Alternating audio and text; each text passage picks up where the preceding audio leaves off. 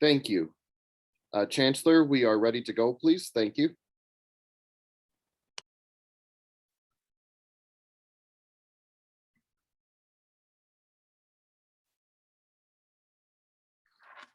Okay, well, welcome to everyone who is attending here. I am very grateful that you were able to make time in your busy schedules to join us today.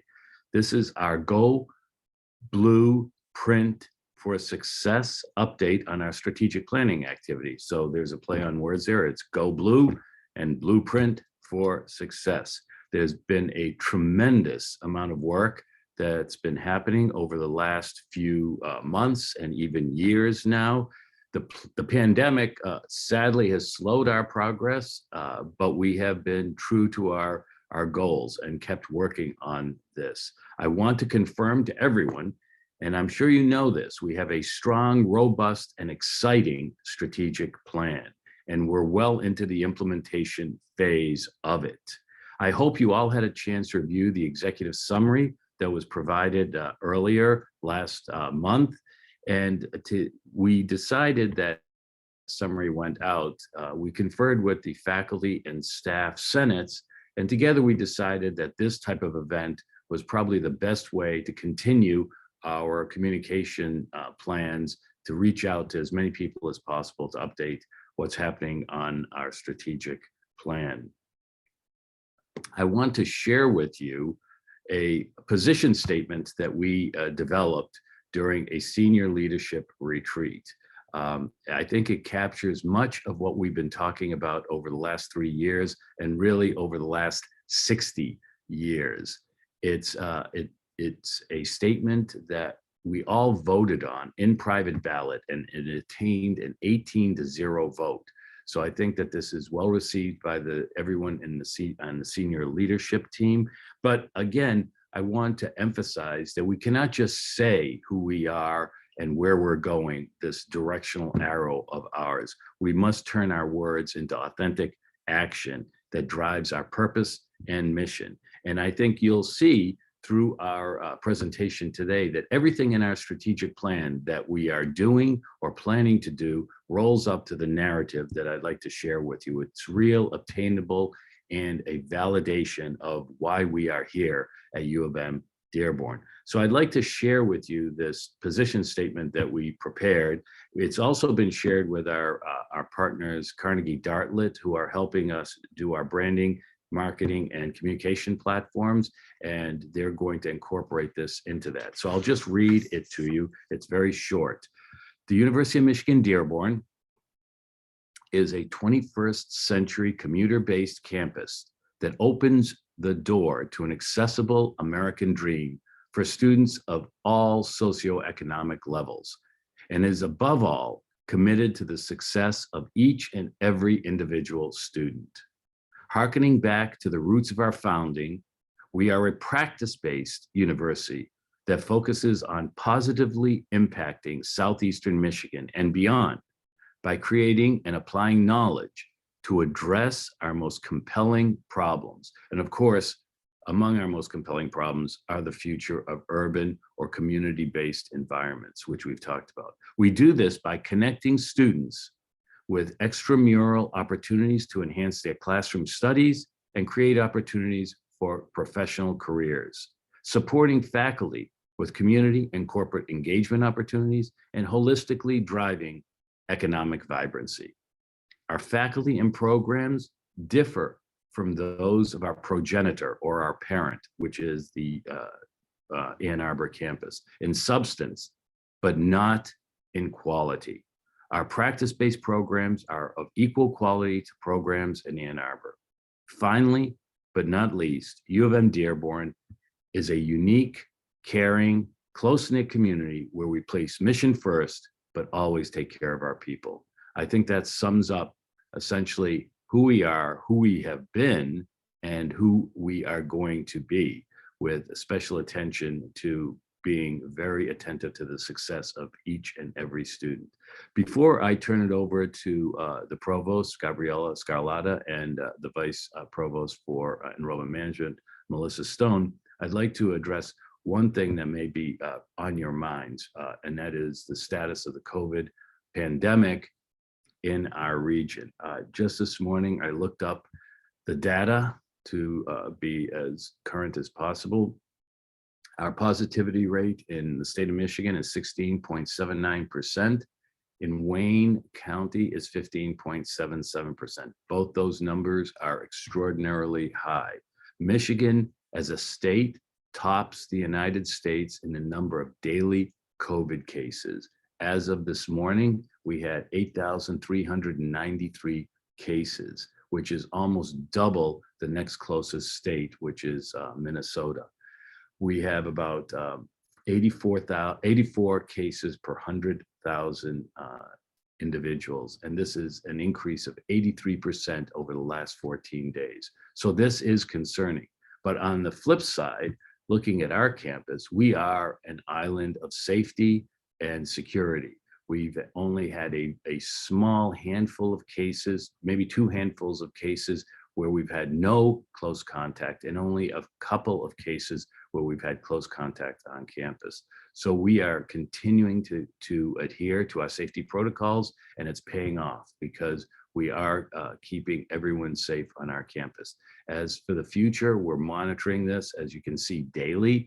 And if we need to pivot, we will do so. But right now, I think we're in a safe place. We're continuing our mission. We're doing a great job. I encourage you to continue to be as diligent as possible around these issues. Wear your masks, avoid large gatherings, socially distance where possible, and everybody will benefit by each individual's attention to safety protocols.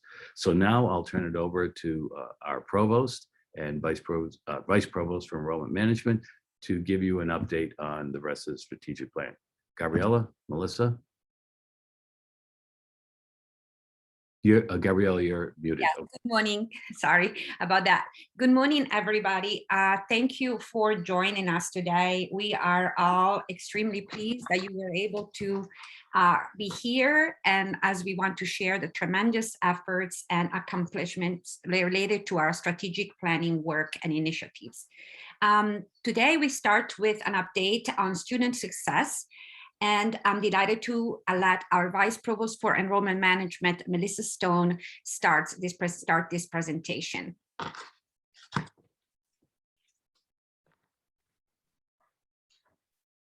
Hi, thank you, Gabriella.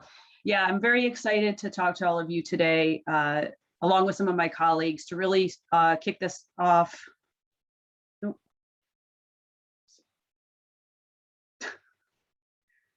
Sorry, not sure what happened there.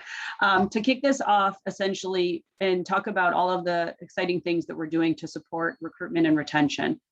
Keeping in mind, we're really only going to highlight kind of the large initiatives going on. There's a lot of smaller initiatives that kind of tie into this, but for sake of obviously the time we have today and the number of things that are going on campus-wide, we wanted to highlight the big ones that kind of were identified as part of the strategic planning initiative. So the first ones we're going to focus on are those that are focused kind of on the more affordability and kind of recruitment. And many of these, hopefully, you have already heard about through different things. But the first one, affordability, and our focused on aid. We've really spent the last couple of years relooking at our kind of financial aid model and making sure that it's aligned essentially with our mission as a campus. And so even before we launched the Go Blue, which many of you hopefully heard about this summer when it was officially announced, behind the scenes, we had already started to sort of change our aid strategy in this direction. And then we were excited to be able to launch it as part of that more formal effort across all 3 campuses. And keeping in mind that what it really allows is our most neediest populations to ensure that they can afford to come here and they understand that. The thing to keep in mind is that although the Go Blue was launched at over 3.5 GPA, over 70% of our admits actually meet that criteria who are under 65K. But at the same time, those who are above the 3.5, or I'm sorry, below the 3.5, we are still meeting the need of all of those students. So keeping in mind that the Go Blue itself is just one component of our overall focused aid strategy. The other thing that is we made a commitment a couple of years ago is to ensure that grant funding is renewed every year. In prior policies, that was not necessarily true. And we felt it was important for retention reasons that we ensure that students understand, especially our neediest students, that they could rely on that funding year to year to keep on the path to graduation. And as part of this strategy, we knew we needed to also think about the sustainability of the programs. And obviously we'll get in later into economic sustainability, but an important part of this was the fact that we wanted to mitigate the spending at the same time. And so a lot of this was realigning our strategy to reduce merit so that essentially the funding that we as an institution are giving to the most needy students, and potentially those who can afford to pay may have to pay a little bit more under this new strategy. But the reality is that we've had 1 year going in fall 22, and it was a very successful transition. And it's going to be a multi-year transition as we bring new students in. But we're excited to see that we really feel that the funding that we are giving as an institution to students has been realigned with our mission. And it's been a success to date. And I'll continue to update the campus as we have additional data as we bring in future classes. As far as CARES and HERF, another part of this, as was mentioned, is that obviously the pandemic has been something that's also put a lot of our time and effort in making sure that students are supported through the transition and any challenges they may be facing. The good news is the federal government also recognized that the fact that we have students who would be struggling, and some of the CARES HERF funding, and for those who haven't followed it, there were 3 different rounds, very different rules in all of them. But at the end of the day, our campus has received $17.9 million essentially to give directly to students. This doesn't include part of HERF funding that the campus may have received for other things. This is directly to students funding. And so basically between winter 20 and winter 22, we'll have spent 17.9. We're still in the middle of that spending. A lot of this is we receive applications daily from students. Encourage your students, if anyone's having trouble, there's an emergency funding page for a simple application. Anyone who indicates that they're having struggles related to it, anything from technology needs that they may have to support the fact that they may still be doing online learning, those are all things that we can help fund through this. And we have, like I said, over 4,000 students have been helped to date. So thankfully, this has been funding that's really helped us mitigate any impact to retention, and we are using it to help students who have outstanding balances to keep them enrolled. And we also have some of our neediest students receiving what we call block grants, which is just additional money to help them overall in their costs. And so we're really excited that we've had this money to really help bring this last couple of years, this transition. And then another program I want to highlight that we're essentially launching for the class next year is essentially an Affinity Scholars Program. And what that is the fact that I mentioned we were mitigating merit aid and spend is that at the same time, what we want to do is make sure that students understand that what is the experience they're going to get on our campus. And so just to highlight some of the things, we're in the beginning of sort of launching and during our yield efforts that really happened between January and May to the fall 22 first year FIDIAC class. But what we're planning to do is highlight to them all of the great things this campus is doing through a Wolverine Ready Scholars, which is going to highlight some of the things that we're doing with our foundations program that Castle launched to help in their first year experience. We're going to highlight things like Experience Plus, which you're going to hear in a minute from Maureen Linker a little bit more. And we're going to highlight the fact that we have certificate programs that can help them launch not just their normal degree, but get additional efforts beyond that. And so you'll hear more in the coming months about that program. And then we have some other programs that are a little bit more selective programs that will be launched by engineering, grand challenges, and we have some additional kind of scholars that'll be able to support our students who have focused STEM, who may need additional support. That's grant funded through a grant that the institution received recently. And then we have some interesting pre-farm. And then of course our honors program, which already exists, but we're going to integrate that and be part of this larger marketing strategy so our students understand the experience they're going to get, not just the scholarships they may receive, but what their experience is when they're thinking about and comparing our campus. So those are some of the kind of key ones around financial aid and recruitment we're excited about. We're going to move on now to a next one to talk a little bit more about some other student experience ones. So the first one, which hopefully you've heard about also, because this has really been a campus-wide effort, is essentially the fact that we moved to Salesforce a few years ago, for many of you may know, and it was really focused first on getting it up and running for our recruitments. And the reality is we realized last year there was a lot of opportunity if we started to leverage that CRM, as we like to say, which really allows you to better integrate the experience the student's having holistically and give that student a 360 experience, that if we can leverage that for the current student experience, that was really going to help us move forward in some of our retention efforts. Some of the things that were launched in this year-long project essentially was, and what I would say is just really a first phase in building the infrastructure, is essentially a new student portal that allows students to connect to their success team members. Now they have a way to know who their advisors are, that they can set up easy appointments. If they want to see financial aid, they can set up an easy appointment. They don't have to go to different offices to try to figure out, well, who do I see about this? We have a centralized case management system, which really just essentially means that when students send emails to, the 20+ offices right now that are in there, it's in one integrated platform. We can see the questions they're asking us. It allows students to not have to have a back and forth, and they can figure out where to go. And as part of launching this, we also developed the campus's first true one-stop. That is something that the EM office launched so that students do not have to figure out what office do I go, especially for some of the EM offices. And they essentially go to this one-stop. There's a physical location in the UC, or they can do virtual meetings, which has been pretty successful. We've seen during this pandemic that students want to be serviced differently. And all of the campus obviously is having that more hybrid in-person and virtual. And really the portal that has been created allows for that simple interactions with students so that they can start to really not have to worry about, well, where do I go? We're connecting them, even if it might be behind the scenes, multiple offices. And another part of this is really about us looking as a campus also on a campus-wide comprehensive communication strategy. It gives us new ways to communicate. In the old days, you email students constantly. They could be bombarded with all these emails. The reality is that now we have different ways, from tasks that allow students to be guided into things they can do, to eventually, which is not quite there, we'd have push notifications and an app that they could go. So there's really exciting things that will continue to roll out, since this is really just the first phase and has really built the infrastructure. But I'm really proud that the campus was able to come together and really work on this in a way that looked from that student's experience and that lens. And I think it's really going to be a game changer as we move forward. So the next one we wanted to highlight, and I'm going to invite my colleague to join the conversation, Maureen Link, our Associate Provost, because there's an exciting thing that with Experience Plus, and we thought it was important you get a little bit more details of what that is. So Maureen. Thank you so much, Melissa. So good morning, everybody. I hope everybody is doing well as we head into the final weeks of the semester. And what I wanted to talk about was Experience Plus and give you a sense of some of what we've been doing. So Experience Plus was launched in January 2021. It is a concerted effort between the Mardigian Library, Career Services and Talent Gateway, and Global Education. And we work in partnership with the internship and co-op offices. And when we launched, we really had 4 primary goals: to promote a student's professional development and career competencies, to promote global learning and build intercultural awareness, to provide expanded undergraduate research opportunities, and to promote information and digital literacy. So some of the initiatives that we have embarked on since we began in January 2021, and there are more, but I wanted to highlight a few.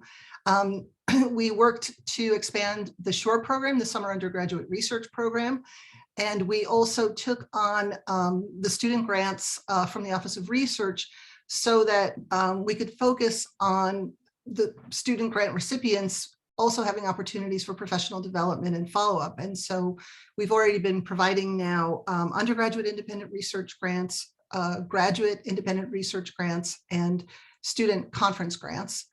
We also initiated Tech Tutors, which is essentially software support for the whole campus, faculty, staff, and students. But we now have Tech Tutors in the library, providing drop-in service for students. We sent a survey out to faculty about software that they think would be most helpful for their students to know in the classroom. And we received a grant from the Center for Life Transformative Education and instituted a digital storytelling project. So we're working now with 8 students on digital storytelling work, and we've had faculty from communication come into the classes, and the students are working on challenging myths and stereotypes about the region and commuter campuses. We instituted a K-12 tutoring program for children of UM-Dearborn faculty and staff, which was a great success, and we continued it on through the fall. And we did a graduate student summer writing camp, which came out of listening sessions we did with faculty about opportunities for graduate students to build cohorts, and we also provided professional development opportunities there. So those are some of the initiatives that Experience Plus has embarked upon, and I'm excited about the progress we've made so far and that we'll continue to make.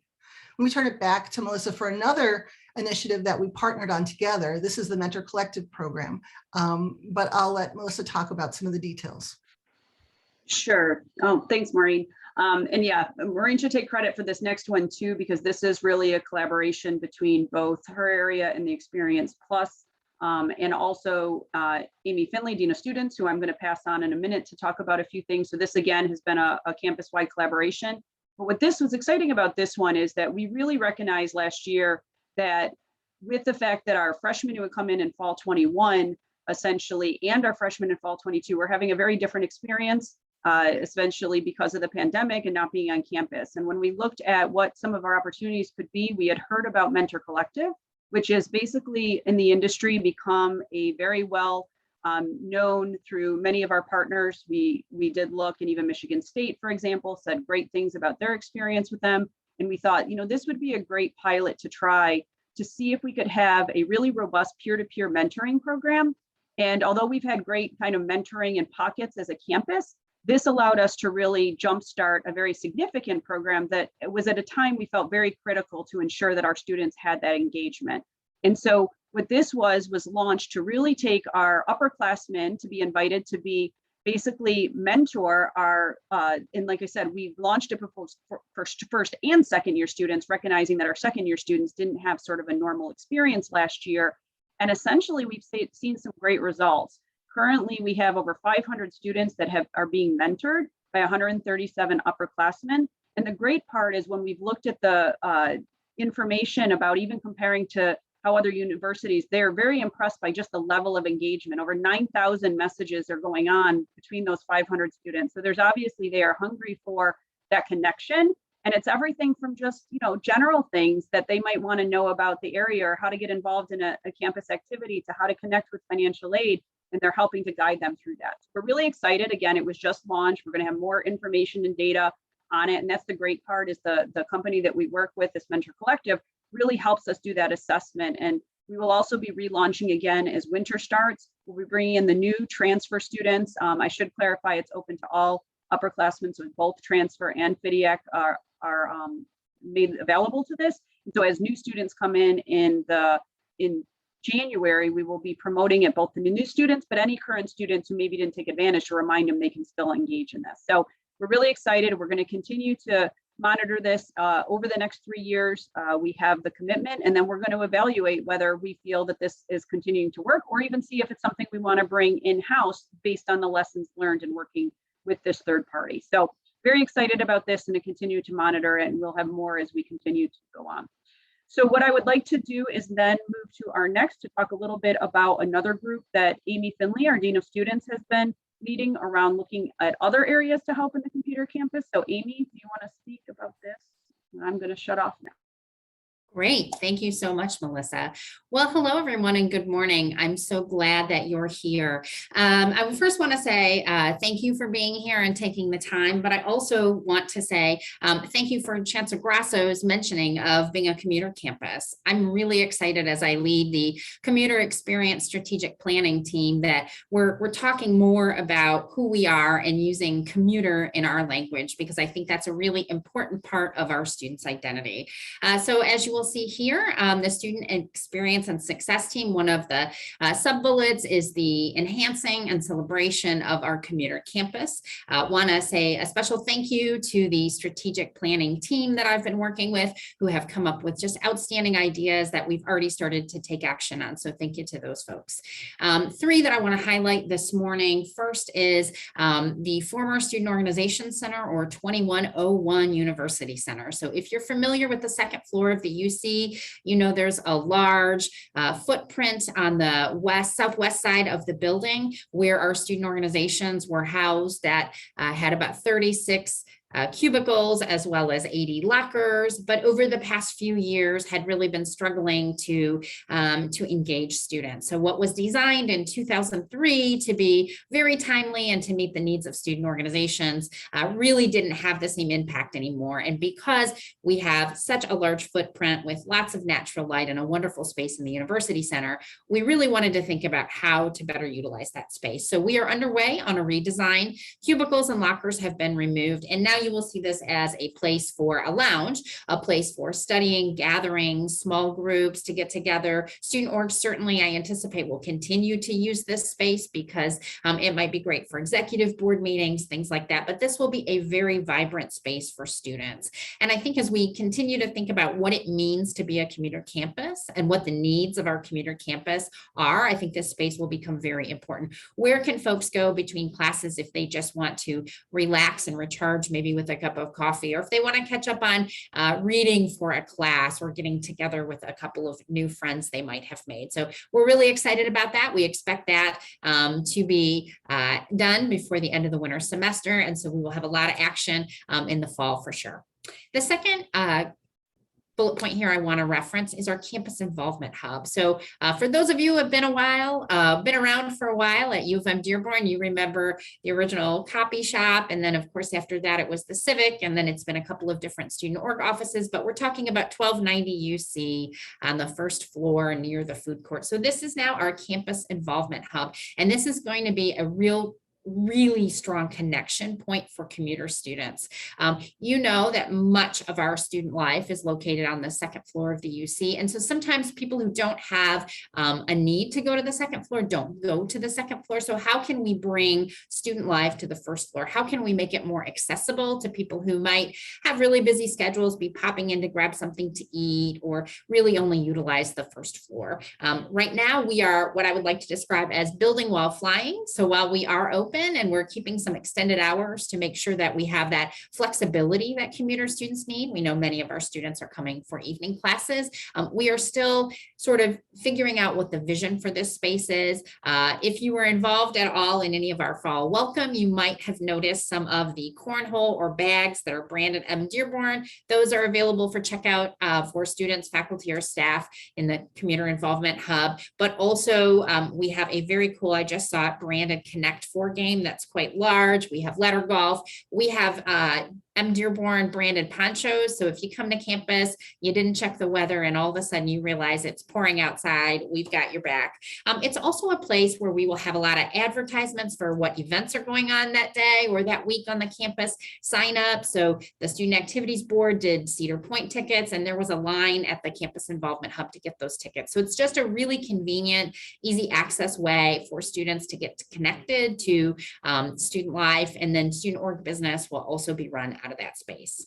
And finally, I wanted to talk about an initiative that comes forward from the student government. I'm incredibly proud of this year's student government. They have been working diligently at thinking about what do students not just want, but what do students really need. And one of the ideas that has come forward that we're starting to take action on is a grammar support tool. So many of you may be familiar with products like Grammarly or Correct English. So there's a group now of faculty, staff, and students who are going through a procurement process to try to identify a product that's right for our campus. So a couple of goals. One goal would be to integrate that tool with many of the existing platforms that we use. So i.e. Canvas, i.e. the Google Suite, i.e. Microsoft Office. In addition to that, we know that there's an ability then for the provider to give us aggregate data about the types of issues that our students, faculty, staff might be facing in their writing, such that that information could be shared with the Writing Center, shared with faculty. We also know that this is a tool that's been really beneficial on other campuses, particularly for international students, students for whom English is not their first language, students who may have not received college level preparation for grammar and related writing issues. And so we would welcome that data so that we can help and continue to strengthen our students' writing skills for the future. So we are moving on that as well. Again, thank you to our student government for that idea. I'm now going to pass it on to Keisha Blevins, the Chief of Staff for the Chancellor's Office, to talk a little bit about DEI. Good morning. Thank you, Amy. My name is Keisha Blevins, and I serve as Chief of Staff to the Chancellor. I will be sharing an update with you all on our diversity, equity, and inclusion efforts. During the presentation, you will hear me refer to diversity, equity, and inclusion as DEI. You will also note that each presenter today will discuss aspects of diversity, equity, and inclusion as they share their updates with you. And this is key because we see that diversity, equity, and inclusion must become an integral part of our decisions, our processes, as well as our procedures.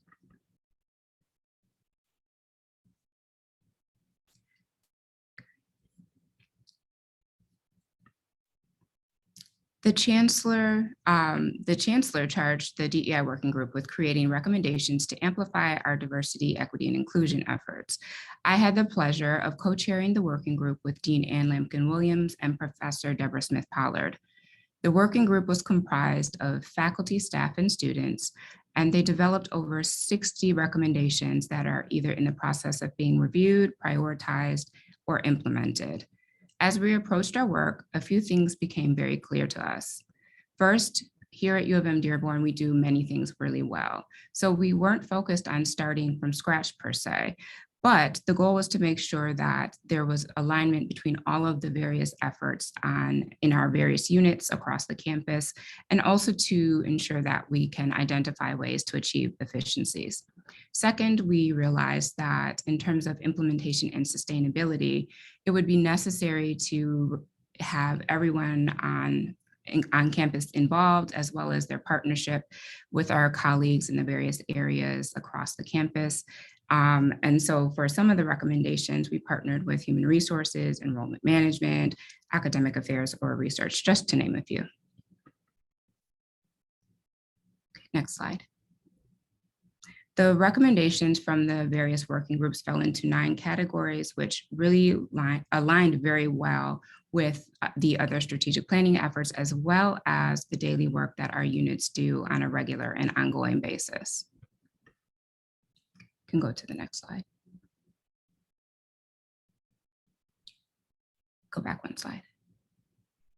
Thank you. So I'd like to share a few of the accomplishments, as well as give you a highlight and preview of what's coming.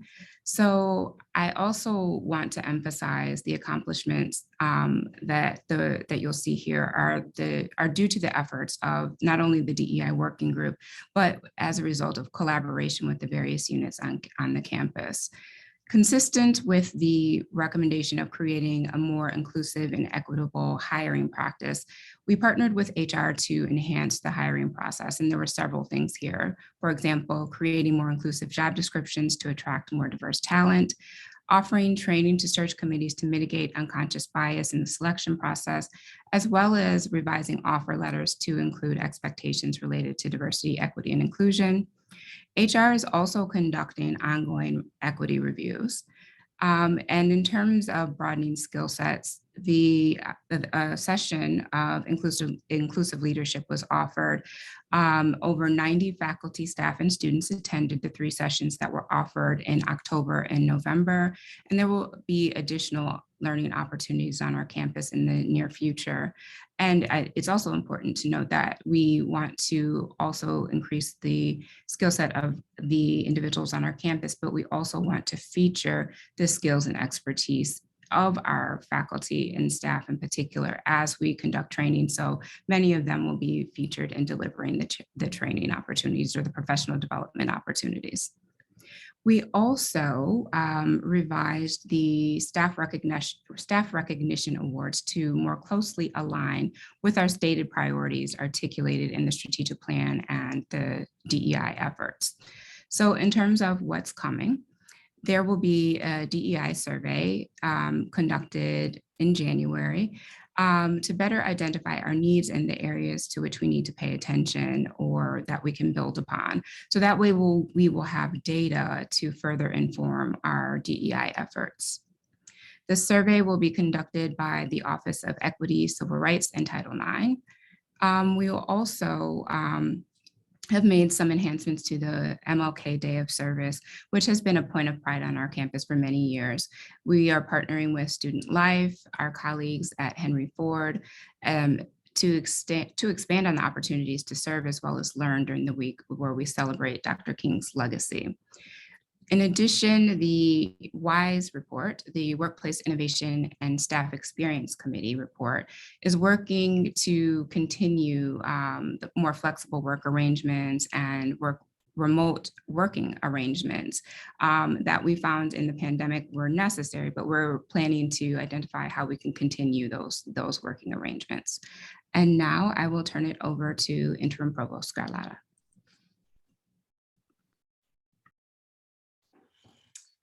Good morning again, everybody. It is my pleasure to now talk a little bit about faculty and staff excellence. I'm going to concentrate on our priorities as it relates to faculty and staff excellence, and then I'm going to let my colleague Armin Zakari and the Vice Provost for Research to talk about how faculty excellence relates to research and how it's linked to research. So the goals, sorry, can you go back? Okay, right, thank you. So we are going to talk about flexibility in the assessment of performance expectations, and now we're trying to make those changes. Improve support for research, as I said, Armin will talk about that, and about staff professional development. Thank you. Okay, what we've been trying to do in the last year or so, and particularly starting this year, we want to encourage flexibility in assessment of faculty performance and expectation. That is, look at the promotion and tenure considerations for engaged scholarship, community-based, and pedagogical research. So we're trying to focus on our scholarship as it relates to engagement with the community, engagement with our students or other research communities, obviously.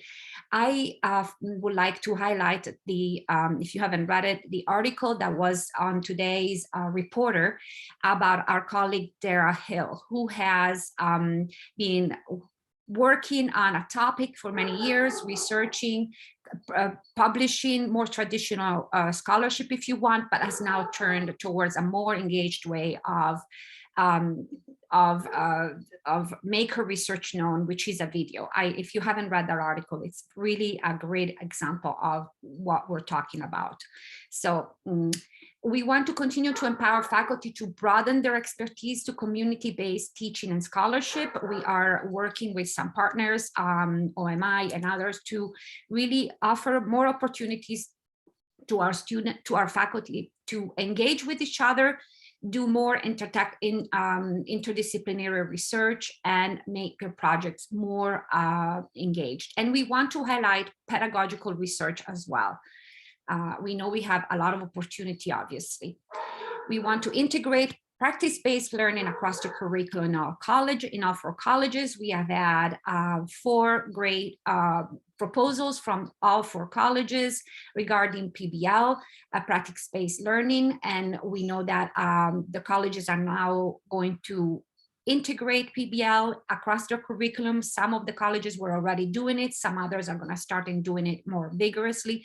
So this is a great initiative because it will prepare our students to just go from our degree, our majors, straight to work, because they have been practicing in the classrooms with their classmates and their professors. Offer inclusive leadership training for faculty and staff, going back to what Keisha has talked about. We want to integrate DE&I in our curriculums, in our research, in our efforts, in how we hire our new colleagues, but we've offered a leadership training for chairs just about 2 weeks ago, and we're going to continue to offer opportunities for training when it comes to DE&I. We want to increase research opportunities and support for faculty. Armin will talk about it, but Armin and I have partners in this worthy initiative, and we hope that more and more of us will be able to dedicate time to research and feel supported, whether they write a small proposal, a small grant, they get a big grant, a small one. We want to be able to provide support. Addition of the research team award, as you might not know, we have added 1 category to the faculty awards in February, and it is the research team award, and this is to promote interdisciplinary collaborations amongst faculty on our campus between various units. It could be Castle and Chess, Chess and COB, COB and CECS, but we want to do more of that and want to have more resources dedicated to this initiative. We'd like to empower faculty and student research teams to address global and regional complexities, including campus problems and issues. We'd like to be able to increase research opportunities for our students, engage them more, ask our faculty to engage more of our students, graduate, undergraduate, whenever possible, rather than going out and hiring assistants or graduate students from other campuses. We really like to put in place a good structure to do more of this. And finally, we are obviously continuing to invest in staff through professional advancement and development. We are in partnership with the Office of Human Resources to continue to seek out opportunities and to make sure that all of our staff feel valued and find opportunities to grow, develop, and enjoy being here on our campus and continue to work on our mission.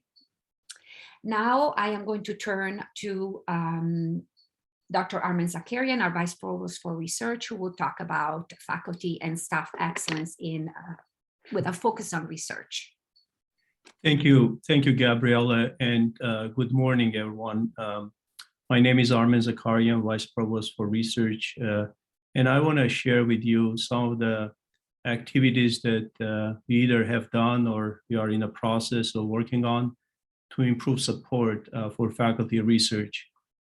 But before I do that, I want to take this opportunity to thank our faculty and researchers on their outstanding effort for maintaining very high level of research productivity throughout this and also last year. Obviously, it has been a challenging year for many of you trying to redesign your courses for online offerings and also managing your research programs and activities. I am very happy to inform you that despite all those challenges, our faculty have been resilient. Faculty scholarly productivity remains strong, and we have seen significant increase in federal research awards. In first 2 months of fiscal year 2022, record National Science Foundation grant dollars were awarded to our faculty. In fact, the total federal awards secured for the first 2 months of 2022 is more than half of the total awards campus received for the entire 2021. Now, as a campus, we significantly strengthened research development support capabilities for our faculty. A new research development director position was created about 20 months ago. A new assistant director was hired in April 2020. Her service is now widely being used by our faculty. Also, McAllister and Quinn, more commonly known on campus as the MNQ, is a federal grant consulting firm, was retained by the university to provide proposal writing, proposal review, and copy editing services for our faculty. I'm happy to tell you that our faculty using these services widely, and feedback has been very positive. The MNQ also helps us to seek additional funding opportunities and develop a strategic research partnerships with outside entities. I want to talk a little bit about the campus grants and some of the changes and investments we have made there. Campus grants have been revamped with the new programs to help faculty with their research. New thematic research planning grant program was launched early this year, this fiscal year, to stimulate, encourage, and reward cross-unit collaboration. So this TRP grant grants funds proposal of multidisciplinary teams. In fact, you need faculty from 2 different units to be on a proposal to qualify for this grant opportunity. So the interdisciplinary teams work to address urgent and challenging issues with well-defined work plans for engaging local communities.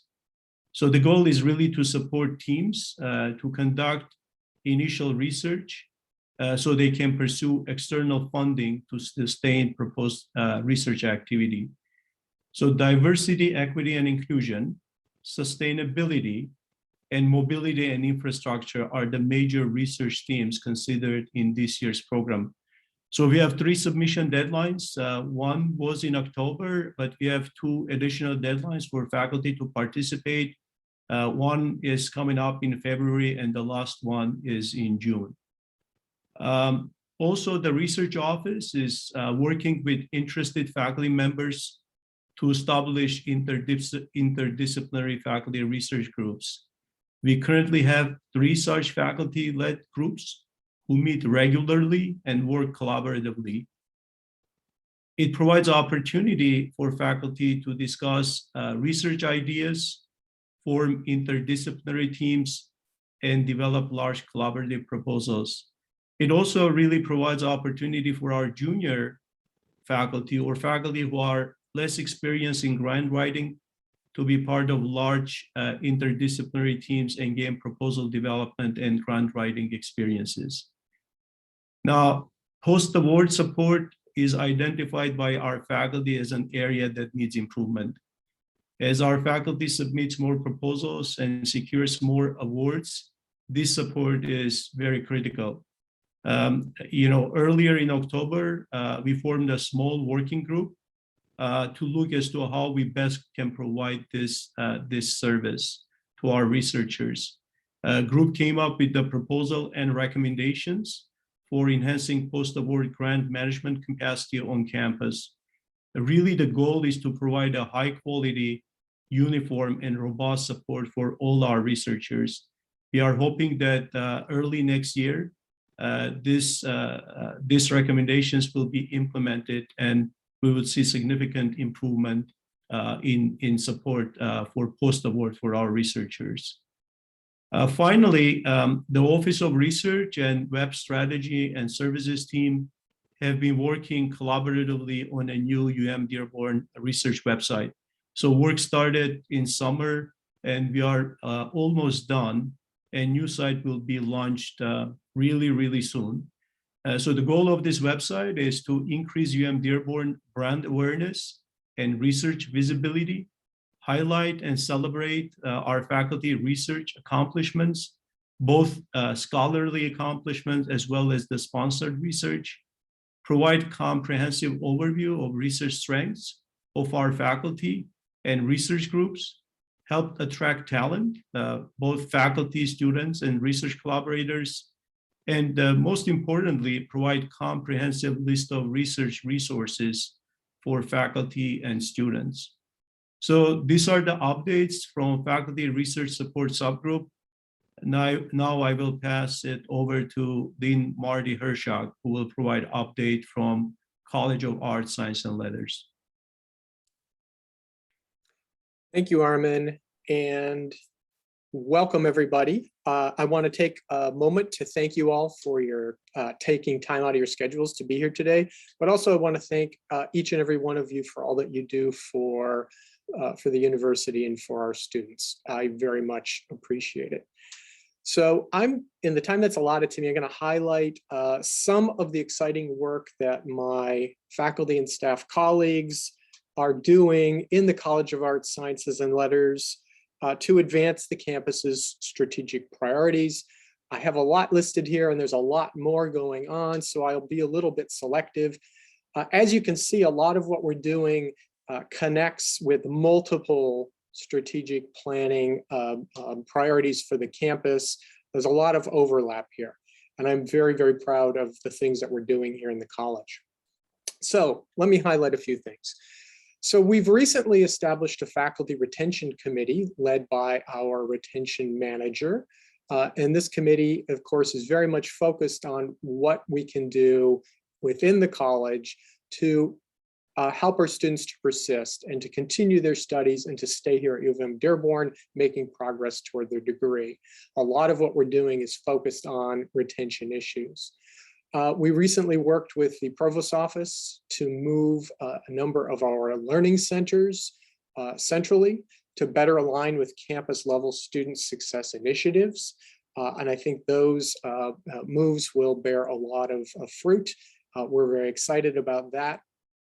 We, of course, have launched our new Foundations program. This is a first-year course that is offered to incoming students, both transfer and traditional first-time in any college students. It is designed to orient them to the university itself and to the life of a college student. These are really interesting classes on a diverse set of topics, and they've been very well received. And as Amy, no, it wasn't Amy, sorry, it was Melissa pointed out, they will also become part of a broader affinity group project here on the campus. We, of course, have invested a great deal of money in funding student research opportunities and other high impact practices like study abroad. We created a new internship office in the College of Arts, Sciences and Letters to better coordinate what we're doing on the internship and co-op front. We have also done a lot of work around fundraising for our Get to Graduation and Stay the Course scholarships. These are college administered scholarships that are designed to assist students, again, to stay in school. And in the case of Get to Graduation, this is for students that have run out of financial aid and who are experiencing some sort of economic difficulty. This is to get them over the hump and to make sure that they graduate from UM-Dearborn. And so far, we've helped over 60 students to do exactly that. Most saliently, of course, we're working on a new practice-based learning initiative here in the College of Arts, Sciences and Letters. Lots of our faculty and lots of our students had been exposed to PBL for a long time without it really having a name or much of a central identity in the college. So we're working to correct that. Other things that we can highlight very quickly is we're building an endowed fund to support faculty research so that we're able to partner more with the Office of Sponsored Research and support this important work on the part of our faculty. And then, of course, we're partnering with OSR and new hires to support faculty grant work as well. And we've got some interesting initiatives with U of M Flint, which will help both their students and ours to succeed in completing their degrees. So I've used up all of my allotted time, and I want to hand the baton off to my colleague and friend, Dr. Raju Balakrishnan, the Dean of the College of Business.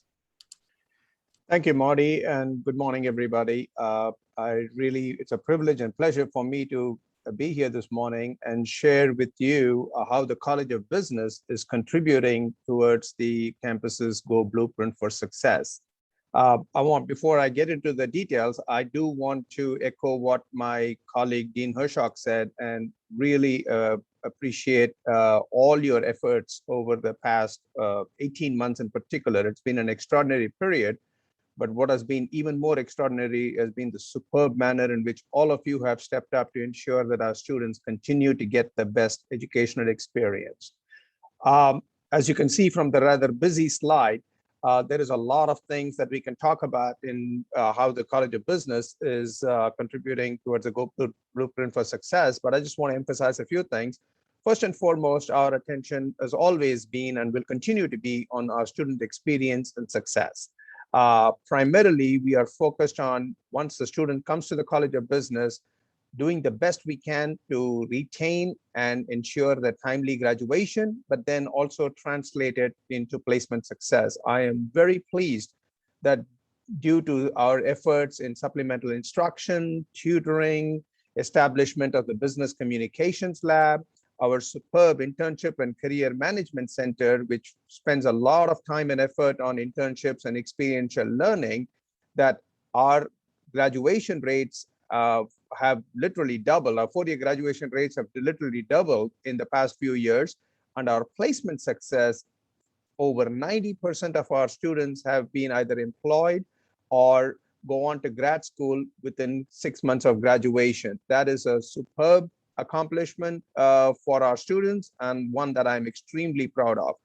We're also trying to give our students as many opportunities as possible to, shall we say, share their talents in as many forums as possible by supporting our student organizations very effectively.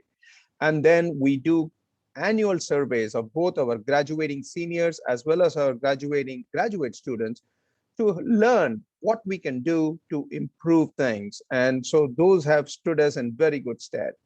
While they are doing a superb job in the classroom, our faculty have also been very active from a research perspective, serving on editorial boards and as editors in over 40 journals, publishing in top-notch journals. In fact, there is a category of journals called superior journals, which are acknowledged as the best journals in business anywhere in the world.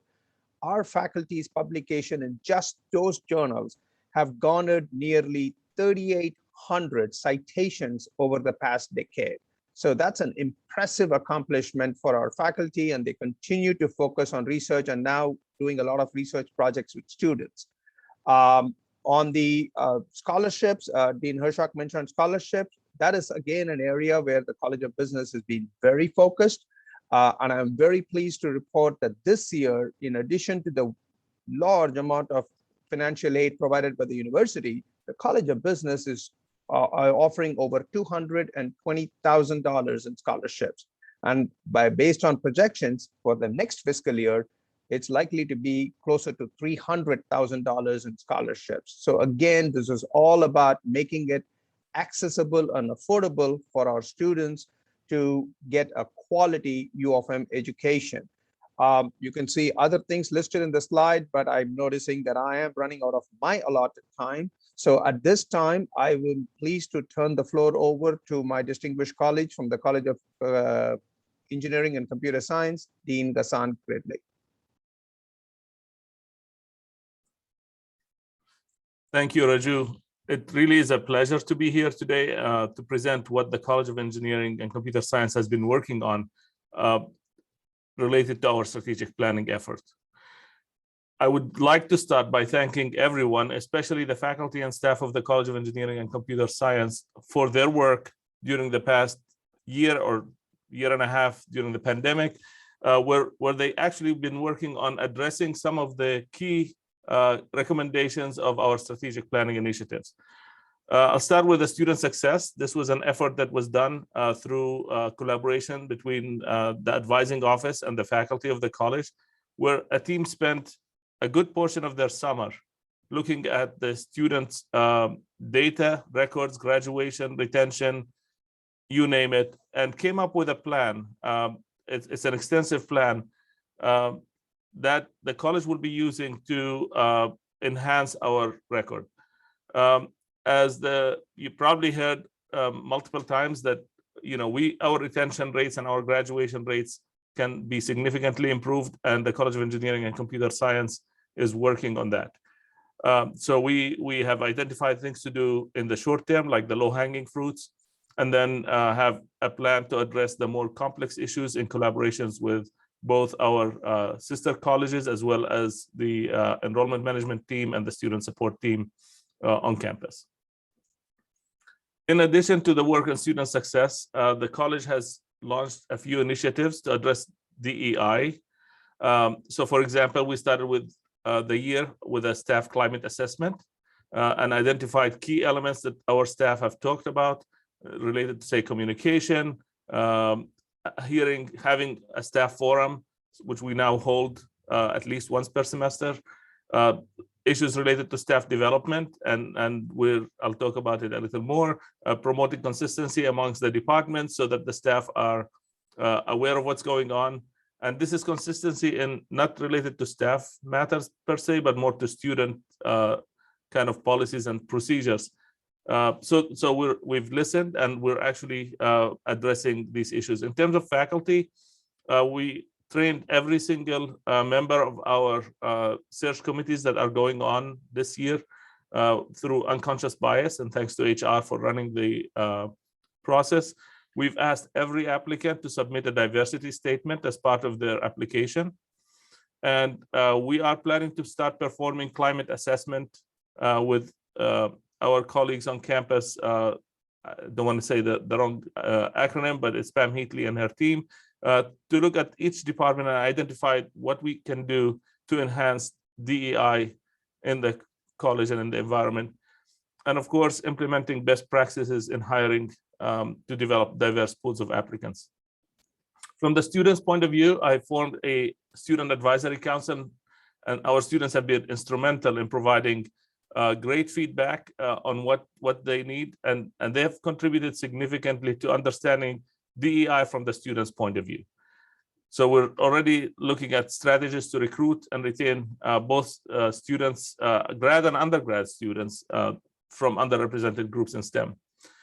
And in terms of the area of faculty and staff excellence, I can say I'm proud of both the faculty and the staff of the college for all they did during the pandemic to keep the students and the programs at the quality level we expect. However, I must say that they also worked hard on other initiatives. So while they're doing their work in uncharted territories, they also focus on growing the research program.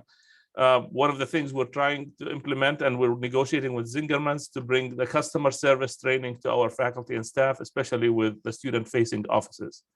And finally, we would like to create and we have it, but we want to enhance our culture of collaboration and respect among CSS faculty and staff. Now I would like to turn it over to my friend and colleague, Dean Ann Lapkin Williams of the College of Education, Health, and Human Services.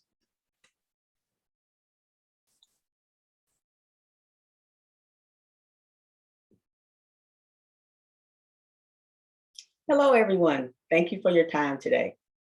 The College of Education, Health, and Human Services. CHES faculty are engaged scholars for whom equitable research is in partnership with communities, and intentional hands-on learning is integrated seamlessly into the student experience. Today, I'd like to share with you 3 areas of the strategic plan and how CHES is advancing those initiatives. First up, student experience and success.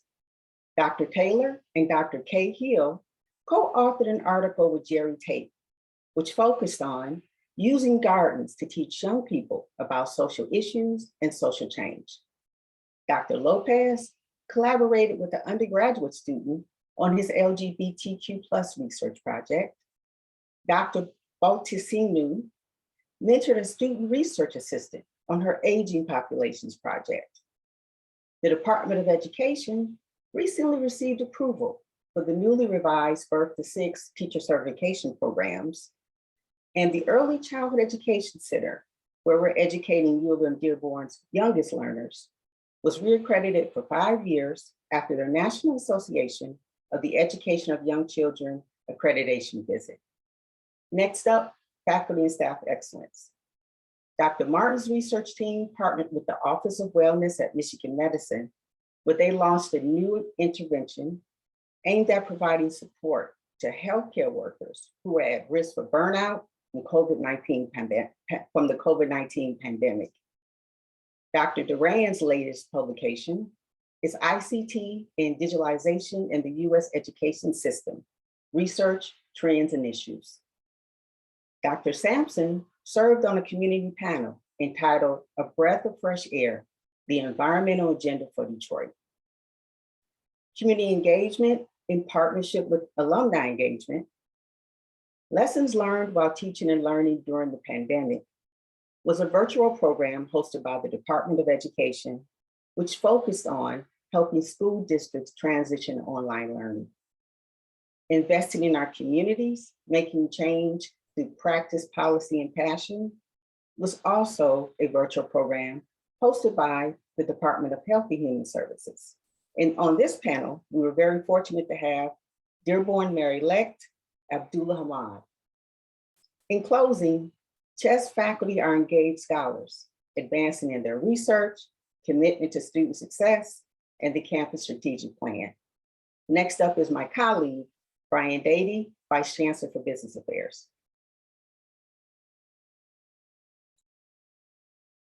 Thank you, Ann, and good morning, everyone. We are at the 4th and final guiding principle of our strategic plan, which is economic sustainability. Under this priority, we'll talk about the new budget model under the principles of responsibility-centered management, RCM. We'll also talk about our carbon neutrality and energy sustainability efforts. We'll talk about the development of a strategic enrollment plan. And then finally, under diversify revenue sources, we'll focus on our capital campaign. So for our RCM budget model, we're looking to implement this new budget model for the fiscal year 2023 budget development. That is the model that will be approved by our regions in June of next year. This new model is going to be a more transparent model, not just in the model, but also in the budget processes that go into the model.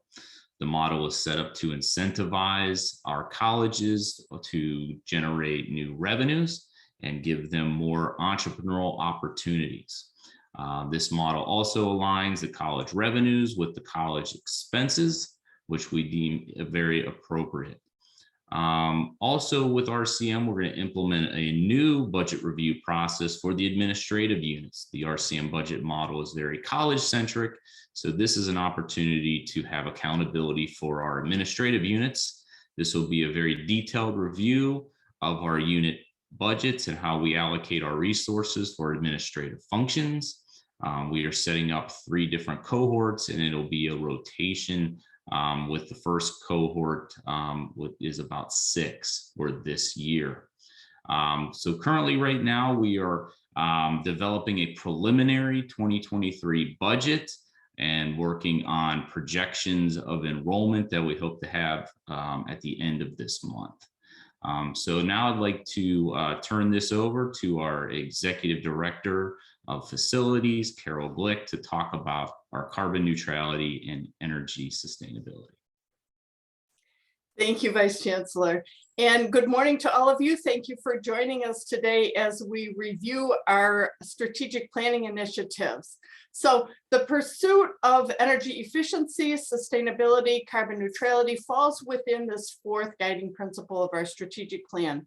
We are charged with reducing the university's carbon footprint and assuring an ongoing university-wide commitment to the environment.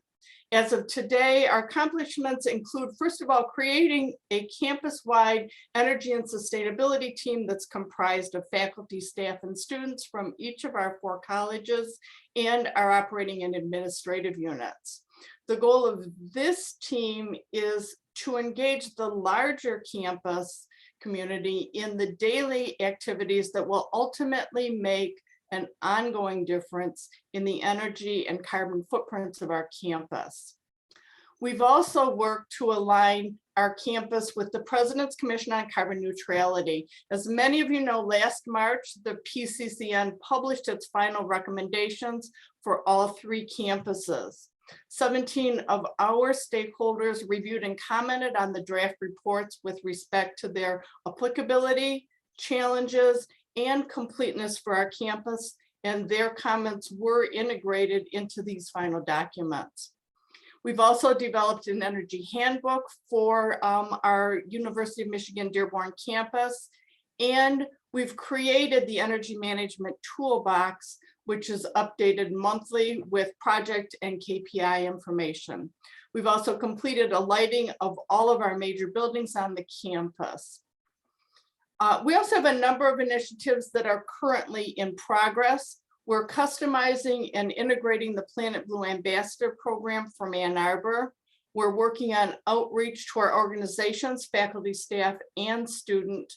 And we're pursuing $278,000 of the $5 million that Ann Arbor has committed to carbon neutrality projects for fiscal 22 to support our lighting retrofit initiatives. We're also creating an energy and sustainability website that will include KPIs.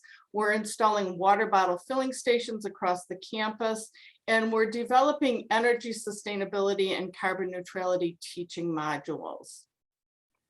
We do know that the success of this strategic initiative is going to continue to require the strong campus-wide collaboration of our faculty, staff, and students, and we encourage you to join us. This is really important work. Thank you. I'm going to turn this over to Melissa Stone, our VP for Enrollment Management, to discuss strategic enrollment management from the perspective of the fourth guiding principle, economic sustainability. All right, thank you, Carol. So yes, and a very important part of our economic stability is obviously develop of a longer term SEM plan. So the development of a long-term SEM plan is similar to a strategic plan. It's really about the campus-wide efforts around a lot of the things we're talking about today, retention and recruitment. And because it's a campus-wide process and it has to reflect the enrollment goals and strategies over the next 5 to even 10 years, we really recognize that while we were focused on implementing the strategic plan initiatives we're talking about today and focused on managing the uniqueness of getting through the pandemic, we really needed to delay the formal SEM planning to ensure that we launched at the right time. Now, keep in mind, many of the initiatives that would go into a SEM planning are a lot of things we're already doing. So it's not that we're not really in what I would argue is a strategic enrollment management mindset. It's just to do it as a campus and coordinate these efforts so that it's a clear plan as we move forward is now the time we want to start having that conversation. We do feel like we're at a good point to sort of initiate these. And so what I highlighted here on this spread or on the presentation here is sort of just a high level timeline of kind of what we're working towards as we kind of get back into hopefully being able to focus a little bit more on this and less on the pandemic. And so the goal right now, basically between now and January, is we're going to formalize sort of the Sem Governance Model. And what that is will allow us as a campus to understand kind of the committees that exist and will allow a better kind of overall understanding of all of the initiatives we're doing. A lot of the great things, as was mentioned today by the deans, that are happening in the colleges or in the different divisions, we want to kind of coordinate all of those so that we understand how that feeds up to a larger SEM plan. And so that'll be a lot of over the next couple of months, compiling that. We also have the branding study that hopefully many of you have been involved in some of the work that's been happening over the last month on that. And so that's going to give us information that help be integrated into the plan. And then essentially from that, we would start to develop some initial committees and task forces based on the top areas that we know that we still want to work on that haven't been addressed in this initial strategic plan. And so the goal will be between then February and May, basically through kind of the winter session, is to really be focused on having campus-wide strategy meetings to talk about some of those things that we're seeing. Again, have the committees and the task force meet, set some specific long-term goals and KPIs. Again, we do have goals right now that we're setting, but a lot of that is about rebuilding from what we've seen, the impact of the pandemic. But the reality is that's different than what we would say is our longer term goals that we may set. And then thinking about the different populations, those are all the conversations we'll be having in the winter.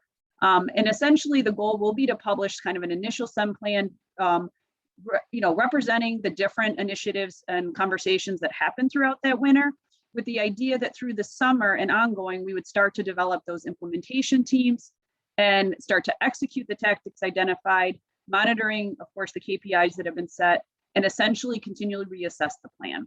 So obviously that's the key thing, is this is a continuous process. A SEM plan, while you're setting an overall goal, really you're executing each year annual recruitment and retention plans that feed up to that. So that'll be an important part of this, is its continual process. And so I just wanted to update everyone on kind of where we are in that kind of planning, and that we do feel we're at the right time to really start some of the things that have already been happening. This is just going to be to build some structure around it as we move forward. So with that, I do want to turn it over to Cassandra Ulbrich, our Vice Chancellor for Institutional Advancement, who's going to talk about a little bit more about the capital campaign. Thank you, Melissa. So it's my honor to speak on behalf of Institutional Advancement regarding the strategic focus for diversifying revenue. And I will be brief because I know it's been a long time so far, and we want to leave some room for questions and answers. So namely, I'm going to talk about the capital campaign. As you may know, the university is embarking on another comprehensive capital campaign. A campaign, of course, is a targeted fundraising effort that covers a certain specific time frame. That time frame has not been established as of yet, but I can tell you, as part of the campaign, we did start counting all new donations on July 1st, and we also have added to that number donations that have come in since the end of the previous campaign, if they match certain criteria. So specifically, any donation over $100,000 given within the last 2 years since the previous campaign will also be folded into the next campaign. So even though we are now in the silent phase of the campaign, we're also simultaneously still in the planning stages of the campaign as well. The planning stages include identifying the themes of the campaign, which is mostly being worked on through Ann Arbor, but also setting university priorities, which we will set priorities specific to the University of Michigan-Dearborn. We'll also be identifying campaign volunteers and donors, and ultimately setting a financial goal for the campaign. To date, I can tell you that Dearborn has raised over $14.5 million in cash and pledges for this campaign. And so we're off to a very strong start and look forward to rolling out more information in the coming months. But I will also say that this is going to be a very future forward looking campaign. So we're really laying the groundwork for resources for the future, really growing the endowment of the university and helping to support some of the priorities that you heard about here today. Anyone interested in being involved in making a gift, obviously I encourage you to reach out to the IA staff. We're here to help. Or if you want to volunteer for the campaign, we're looking for people who are willing to provide their expertise as well. So with that, it is now my honor to turn the presentation back to Chancellor Brasso.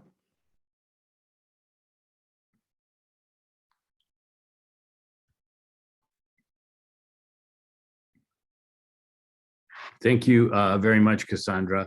We're at the end of the presentation, but I hope that you are as impressed and proud of your colleagues and what is happening at this university as I am. This is truly an amazing and gifted group of individuals who've worked very hard to do all the things that you see, and our colleagues that help. It's not just the leadership, but it's everybody who's chipping in. But you may be asking yourself, with all these initiatives, how are we going to know if we're making any progress? Well, each of the initiatives is being asked to develop what we're calling key performance indicators, KPIs, and they are a combination of metrics, quantitative metrics, timelines, approaches, all together that's going to help us determine if we're moving in the right direction. Because some of these initiatives are going to have big payoffs, others not so much, others no payoffs. So we want to be able to let go of things that are not doing what we thought and double down on the things that are doing very, very well.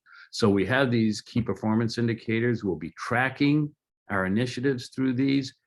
We're going to have them at both the university level and at the college level, and they're going to be tied to what we hope to accomplish, which is improved student, faculty, and staff success and a great place to work. But I want you to keep in mind that we are well aware that everything that counts can't be measured, and everything that you can count does not necessarily matter. So we have to make sure that we are tracking the right metrics, and that all the metrics may not be quantitative. So, and finally, I'd like to just say that in the winter of 2022, next semester, we're going to have a State of the University address that's going to be a hybrid event. There'll be opportunity to be on campus for this, and we'll also telecast it virtually. And then after that, we will have a celebration as a community for all the hard work that we have done, both on the strategic plan and getting through the pandemic. I want to really thank everyone for everything that you've done to date, all your hard work. I am so proud to lead this institution, and I share that pride with everybody that will lend me an ear. So now I'd like to turn it over for our question and answer period, and I'll turn it back to Mark.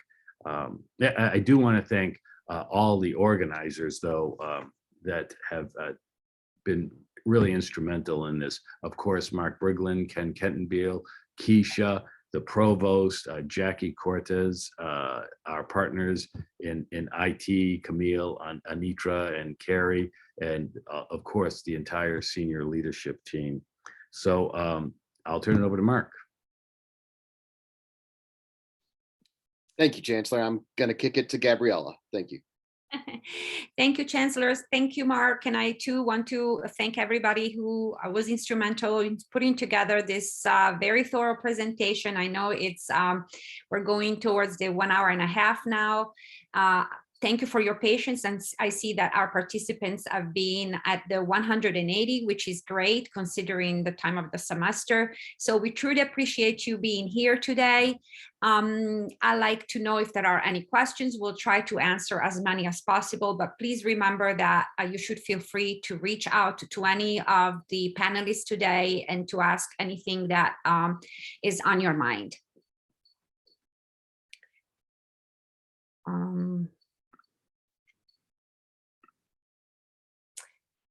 I can start while I wait for more questions. That we received several questions on the transitions from 3 to 4 credit courses, particularly addressed at the in CASEL and the and CHES. I just wanted to give you a little bit of a background if you haven't heard me talk about this. And if you have, sorry about that, I'll just have to repeat myself. But when I first came into this interim position, you know, what I really found was something that I've known for a long time, is that our faculty don't have enough time to dedicate to their research projects, research ideas, inquiries that they might have been thinking about for a while, collaborations with colleagues within our university, colleagues in Ann Arbor, colleagues outside of our university. And so that plus an external agency survey that that was submitted to me, in which the Office of Research was thoroughly evaluated, and a lot of our colleagues on our Dearborn campus were interviewed about the issue of research.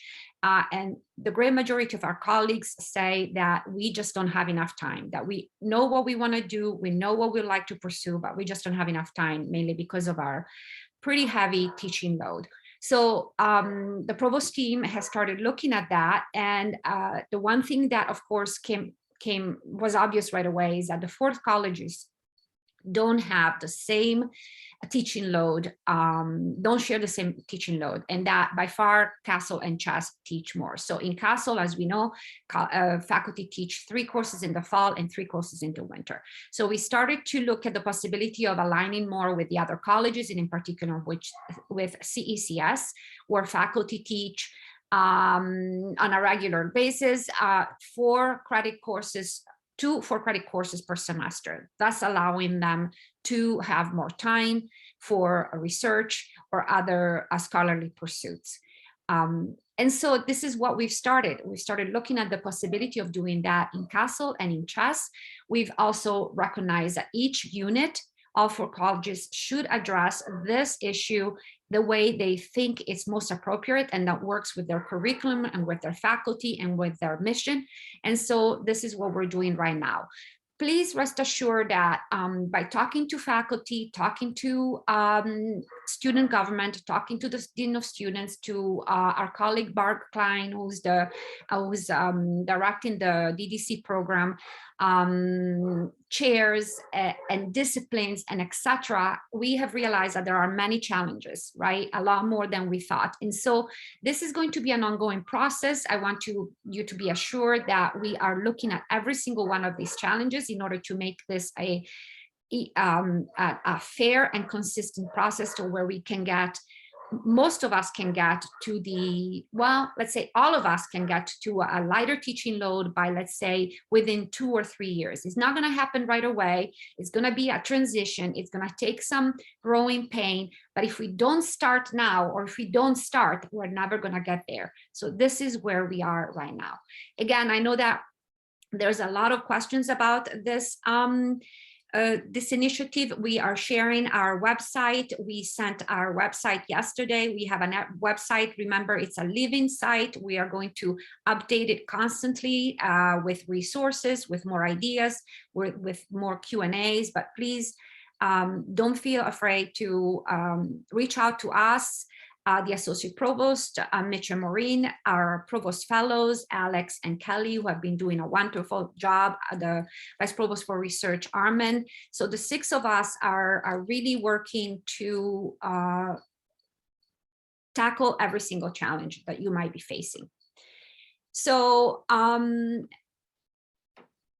I see that there are two questions. One is about Melissa. I think maybe you can take this one. Any preview of what the targets for enrollments are going to look like in the near and longer terms?